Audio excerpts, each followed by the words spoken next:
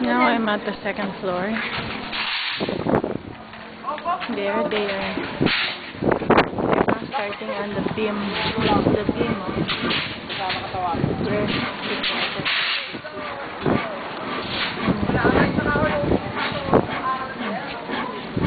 That is the room of David. Okay, and this is your terrace. Facing the Betty. That's the zipper links. They have painted it with red oxide. Primer. Okay, this is your terrace. This area. Meron dito. Kung malaglag ka dyan. Now I am entering your main door. Main door in. That's your window door in. Now that this window will be passing to that window, okay? I already told you. And that one is your aircon. Kulang ang solve ko. Ha? Kulang daw to. Yan yung beam. Pero may prepare na nila. Kailan kayo magbubuhos sa beam? Bukas ang boss yan ka. Okay, tomorrow daw magbubuhos sila sa beam.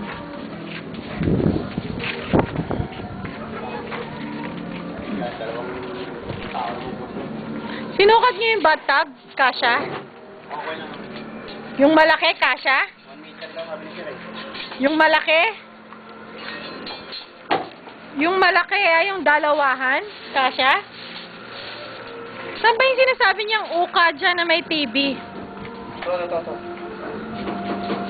Dito daw lagay yung TV niya. So, yung TV, nandyan. Bar dito. Ang gusto ni Obet, tanggalin na yung TV dyan at i-wall na lang para daw magkasya yung bathtub. Ganun ba yun? Tawagin mo nga si Obet. Tawagin mo nga si Obet kasi yung sa video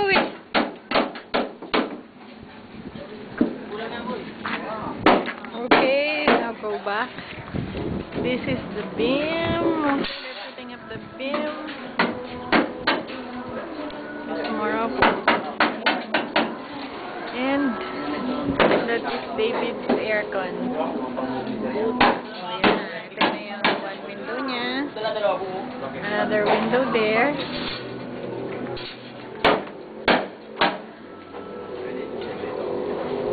Bigat yan eh. Bigat.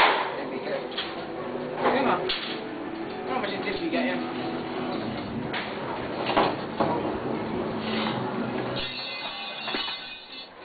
Kasi parang sabi niya, saan ba yung bathtub niya? Papaganto o papaganon? Ganun. So, nandito yung bathtub. So, yan eh. Ano yung size nung malaki? 1 meter. By? Ano ba yun sabi ko? Sa 1 meter yung... Di, nakita ko lang sa yung listahan eh. Ganito nga 1 meter niya, dito magsimula. Balik. 1 meter. Yan, dito. Dito siya. Yung malaki yan, yung malaki? 1 meter, yun ang pinakamalaki. 1 meter by?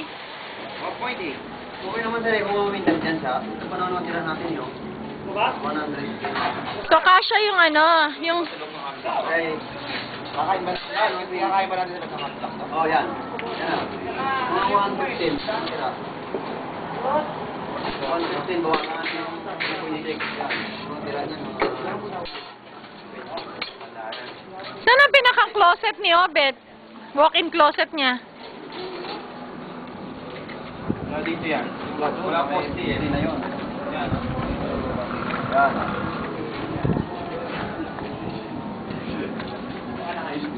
Kasha dyan yung malaking bathtub? Oo. Kasi ang 1.8. 1.8 pala nga ba eh. 1.8 nga ba? Ano dito? Ano dito sa sulok na to? Dito lang. Anong nandito sa sulok na to? Sintada. Ano to eh? Sintada. Ha?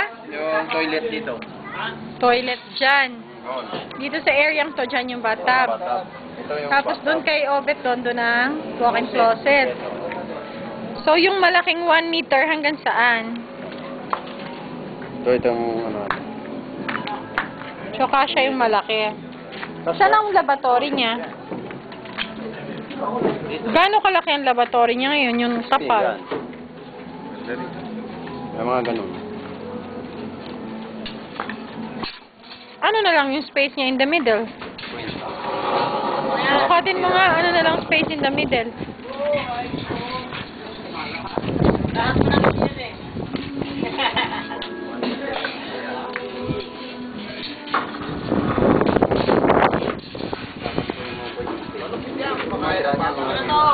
May mga sisinta rin sila. Pipilitin natin yung mga sisinta yung opening matira. Ha? Basta. Pipilitin ko matira. Ito, ano dyan. Hindi usok kasi dapat ang laboratory mo. Oo, hindi ko na pala pwede baguhin, no? Hindi na kaya baguhin yan. Kasi nakabaon na ito. Hindi na kaya baguhin. Hindi ko siya pwedeng... Mamayabang ng ano. Ha?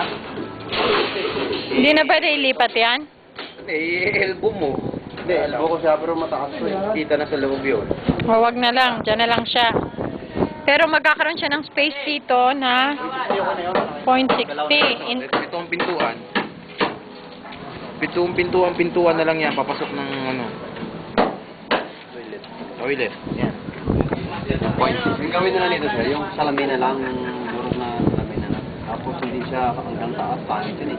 Parang kulong na kulong. Eh, gusto niya nga kulong eh. Kulong ba? Para yung amoy hindi napunta rito.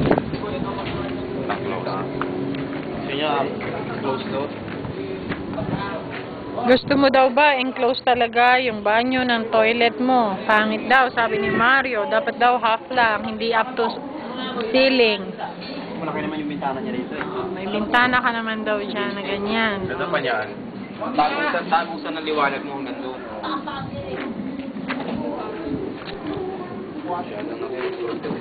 Kasi pag clinose mo yan, didilim ang banyo mo.